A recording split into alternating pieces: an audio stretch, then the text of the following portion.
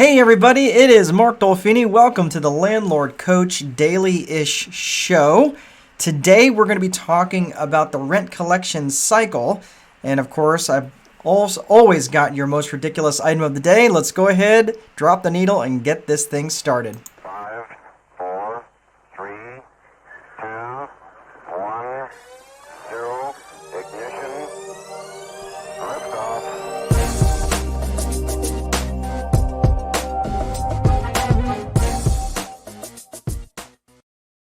Hey everybody, welcome again to the Landlord Coach Daily-ish show. It's always good to see you. Thanks so much for dropping by. If you're watching out of the area, out of my local area, just go ahead. Please let me know who's watching. Just say who you are and say where you're from. I always love, I know that out of my 5 listeners out there, I always like to see, I don't ever get any actual engagement to see, I know you're watching, but I don't ever actually know where you are. So tell me where you're at today. I'd love to hear from you. So today we're going to talk about the rent collection cycle. And of course, I got the most ridiculous item of the day. And it was funny. I was having lunch with my bride because it was grilled cheese o'clock, as she reminds me. And she's got me so suckered. She's like, yeah, will you make me a grilled cheese? And I'm like, you can't make your grilled cheese? Like, I'm going to be a few minutes before I get there. And it's like, no, but you make them so good, right? Like, come on. And again, if you saw my wife, I outpunted my coverage on my wife. She's so beautiful. And so, of course, I do what any smart husband would do and make the grilled cheese sandwich. But yes, so I make my grilled cheese sandwiches and they're nothing special. She just got me suckered. So anyway, I play the game. I love you, sweetheart.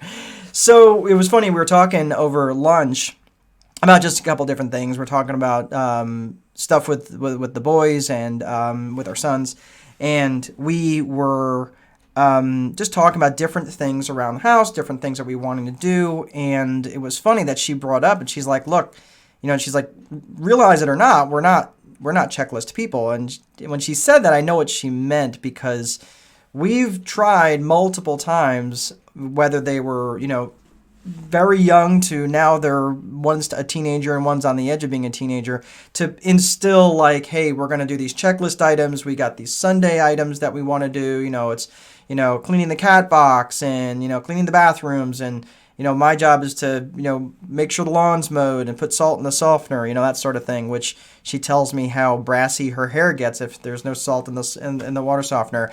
I don't have such problems. So maybe you guys out there can tell me if you have your long flowing locks and you don't have enough salt in your softener, if that's an issue for you. Isn't for me. I don't know why. Anyway, but yeah, so we're not checklist people, and I totally get that. Not that we don't see the benefit of checklists, it's just that we don't work them. And that was something that I had to come to realization when I was working with a virtual assistant. So for those of you who've got a rent collection checklist, right? And if you are a checklist type person, you'll understand. Like when I flew in the Marine Corps, there wasn't an issue. It wasn't an option to use a checklist. You just used it, and you used it just to make sure that stuff didn't get missed, right? And this is kind of the same reasoning behind using a checklist at home. Like, hey, let's just make sure this stuff is done so we don't have to mess with it through the week. Of course, we see the benefits of a checklist, but we just don't work it. We're not checklist people. So as I bring up this in the context of the rent collection cycle, and again, this is about, maybe bringing this into whatever aspect of whatever business that you're in, but you also have to recognize the type of personality that you are, right? My wife and I tend to be very big picture thinkers. We're not detail-oriented thinkers. We're certainly not, again, we see the benefits of checklists, but we're just not going to look to do that. So, of course, it brings me into the idea behind, as I'm looking at the rent collection cycle, I think it's important for you to understand what the actual landlord cycle looks like. So the rent collection cycle is actually a piece inside the landlord cycle. And I'll have to put a graphic up another time, but basically the landlord cycle, it runs from day 0, where you have a vacant property, to day 365, where you're either having a person that's getting ready to renew, or they are getting ready to move out. Okay, so I'll run through that real fast. At day 0, you have a vacancy, and your only job at that moment in time is to get from day 0 to day 1 as quickly as possible. Day 1 is where you have a move-in. Day 1 is you've gone through your vacancy checklist, you've worked all the way through, the property is ready to be rented, and you're turning that over, you're handing the keys to someone, and they are handing you a check in return. That's day 1. So you want to go from day 0 to day 1 as quickly as you possibly can. And to do that, and to make sure you don't miss anything, there's a vacancy checklist in there, right? So from day 0 to day 1 is you want that as short as possible. Again, if you're not a checklist person, you might see the benefit of all those things inside that vacancy checklist, but you're going to say, wow, this is great, but I know I'm not going to do this, right? Well, that's more to the point that you need to make sure you have the right person in your team that's going to do that. And I'll talk about that more here in a second. So you're at day 1. Now you're at day 1 of the landlord cycle. So from day 1 to day 7 is the onboarding process, right? Are you reaching out to the resident, or a lot of times do you follow the subscription, which many landlords do, again, which I kind of did for a long time when I was a private landlord, and I would throw them the keys and then run away and turn off my phone because I didn't want to hear what could be going wrong at the property, because it's the worst feeling in the world when you've just turned over a house to someone, and it's an hour later or 30 minutes later, and they're calling you, and you're looking at your phone like, oh my gosh, what's wrong? It's the worst feeling in the world, because you're thinking, did something happen? Did they find something? I mean, and I always wanted to turn over good products, but sometimes I just couldn't because I was so overwhelmed and overloaded with all the other stuff. I couldn't turn over a good product, and it cost me years of my of credibility, and I had to rebuild that with people. And some people I just never did, and I just have to be okay with that, because there's some people that I just didn't do good business with, and I have to be okay with that now, because there's just no going back, right? So you want to make sure you're turning over a good process, so you don't overload yourself with a bunch of work that you just can't get to. That's why it's good to have someone else working that vacancy checklist, or whatever checklist that you're looking at. Okay, so from day 0 to day 1, right now we're at the onboarding process, which takes you from day 1 to day 7. Day 7 is the last day of the onboarding process, and that can last 7 days. These numbers are somewhat arbitrary. But then you go to day 30. Now, day 30 should be the first day of the collection cycle, right? You should have collected your first day's or your first month's rent up front plus the prorated amount, right? So now you're at day 30, right? Depending on how you run your prorated rent, I always collect the first month's rent up front, and then I would collect the prorated rent in the second month, right? So I give them the prorated credit in the second month. So on the first day of the collection cycle, I might only be collecting $200 or $300 out of $1,000 a month rent, right? Depending on how many days they were actually moved in, in the month. They only lived there for, a week or so, then it's only going to be a couple $100. So my point is on that is, now we're here at day 30, okay? Day 30 is basically the first day of the collection cycle, and it's really important now that you have these residents that are experiencing the what am I trying to say here? The consistent level that they're always going to be expecting on day 1 or whatever it is inside the collection cycle, okay? So that's the consistency is really what you're shooting for more than anything else. More than anything, consistency needs to be your product more than anything else, okay? So this is why it's important that you turn this checklist over to someone that is a checklist-oriented type person, particularly a VA, right? Ideally not you, but a VA and a virtual assistant who can operate that checklist inside of your landlord cycle, of your collection cycle for you, is going to be a much, much better use of your time, and it's going to be done consistently. You're not going to be the one doing this all the time. So that's why it's important you turn this over to a virtual assistant. You're thinking, well, I don't feel comfortable turning this over to a virtual assistant who may be living in a different state or county or whatever. Well, why? Again, go back to your vision. Is your vision to spend your your weekends and Saturdays driving around trying to collect rent from your residents? I would hope to God not.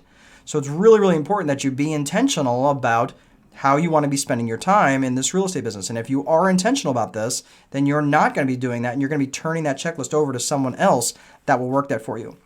So Now, that doesn't mean that you just abdicate that. Now, once you get the checklist, you get someone else running that checklist, then all you really need to do is monitor your KPIs, your key performance indicators.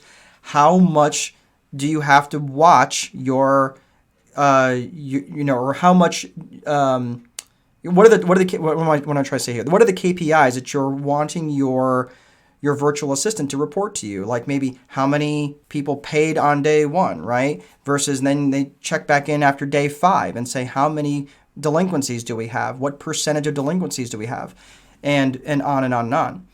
Who's paid what? What percentage have they paid? Are they in payment arrangements, right? You give that autonomy to your virtual assistant as you feel comfortable. Okay, so these are the sorts of things. Again, the KPIs, I'm not going to get into the KPIs now. That's too much of a long of a discussion. But my point is you set up those KPIs and all you do at that point is you just monitor the numbers. You just monitor the metrics and not have to be micromanaging their activities. And that is how you do, that's how you manage that rent collection cycle and not do the rent collection cycle. And that is how you get white space on your calendar. So that's all I have for that. Let's move on quickly to the most ridiculous item of the day. So ridiculous. Yes, so ridiculous. So normally I kind of do a funny sort of thing here, but this is pretty serious, and I actually do think it's ridiculous because the what's going on in the world of eviction moratoriums right now, it just bothers me to think that this blanket statement of eviction moratoriums is a right policy.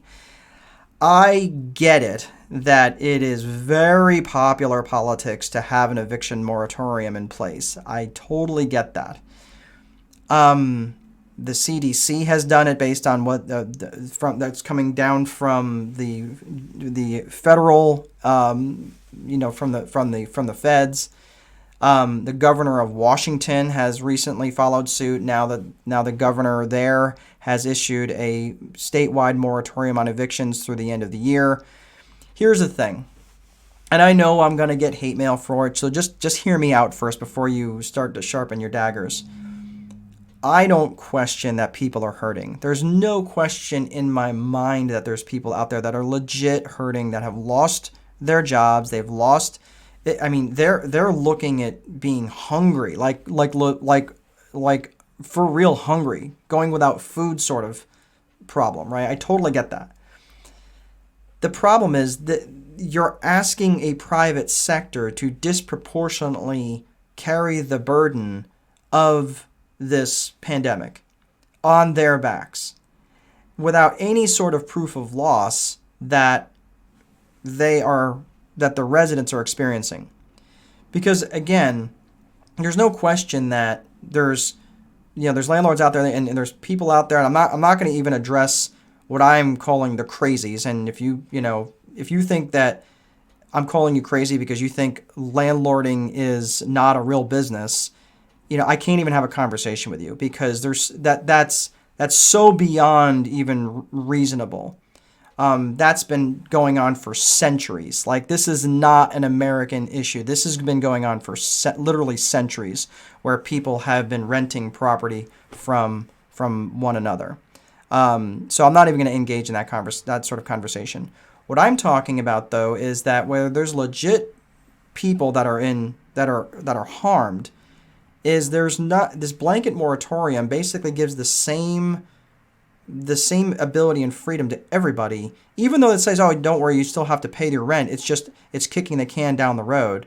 Well, again, people still, when they do get back to work, they're expected to repay that amount, right? They're expected to repay that amount with the same money that they would be making. The math doesn't work there. It doesn't work. Even if you're waiving late fees and everything else, right? So that's a math problem, okay? So, let's say for argument's sake that the eviction moratoriums burn off at the end of the year. They haven't paid rent for 6 months. They finally get back to work. How in the world do you think that the rent is the only thing that they haven't paid? Of course not. They haven't paid car payments. They probably borrowed money from their brother-in-law and their sister and their friends. I mean, they've got money that they've got to pay back. They've probably done payday loans as much as they possibly can. I mean, they're doing all that they can So now they're expected to, now they get back to work making the same, you know, $30, $40, $50,000 a year or $100,000 a year or whatever. And now they're expected to pay back all that back rent and all those other bills with the same amount of money. The math doesn't work. Okay. So the problem here is there's this blanket moratorium that's going out with no proof of loss whatsoever. They're not any sort of, you can't go in front of a judge and the judge says, hey, I'm seeking eviction. And they say, well, here's my proof of loss showing that I've lost my job, right? That whole judicial side of it's been circumvented. Okay. Now I get that maybe they're just trying to, skip ahead so that they're not clogging up the courts with all this and keeping people out of the courts, to keep people social distance and all that. But the most of the people that I've been talking to, and I have a very wide spectrum of people that own rental property, from very successful to people who literally just own one. Okay. And this blanket moratorium seems to be a solution that's looking for a problem. With the exception, let me finish, with the exception of what's going on the coasts and in big major metropolitan areas. That seems to be the only exceptions. Now, again, I'm not discounting that that's a substantial number of people, and especially in New York where the pandemic has hit hardest. But what I'm suggesting is, why not just ask for proof of loss? So then this landlord who is expected to pay their mortgage and their bills now has this proof of loss that they can go and seek remedy from, or seek protection from their creditors, because it's just going to start a snowball effect where the people that you don't want owning properties are going to wind up owning properties, and you want to talk about making a problem worse, not better. That's the situation that we're going to be looking at. So I really feel that, again, this is a solution looking for a problem. Many of the people that I have talked to that own properties, they've either worked it out internally, and they're either lower the rent or they'll take whatever they can get or whatever. But generally, I don't hear it being this major problem. And again, I run in this space. I run in this realm, and I would say of the few hundred people that I have talked to all across the United States, it just doesn't seem to be the problem that is being painted in the media. So that's all I have on that. So that's all I have for today. Thanks for watching. My name is Mark Dolfini. This has been the Landlord Coach Daily-ish Show. Tune in about 2:30 or so every day. You can see me. Or you can also watch it on YouTube. If you're watching, I'd love to hear from you guys. Just tell me where you're from, and I'll see if I can direct any specifics your way. You're always welcome to reach out to me and drop me a line. I'll see if I can answer any questions for you. Again, my name is Mark Dolfini, Landlord Coach. You can check me out at landlordcoach.com if you're interested in the course, becoming a VIP in the rental business. It helps if you know the name of the course, right? Becoming a VIP in the rental business. Otherwise, I will see you again next time. Have a great rest of your day. Please remember to place a value on your free time, because if you don't, someone else will. But most important, there is no amount of money that will make time irrelevant. Have a great rest of your day, and we'll see you again next time.